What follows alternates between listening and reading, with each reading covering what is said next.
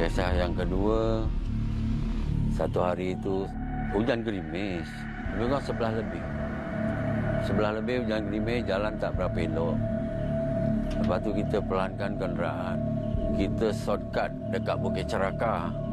Lebih kurang hujan gerimis pukul 11 lebih baru. Itu jam jalan tak elok. Saya pelankan kenderaan saya. Tiba-tiba satu pocong potong van.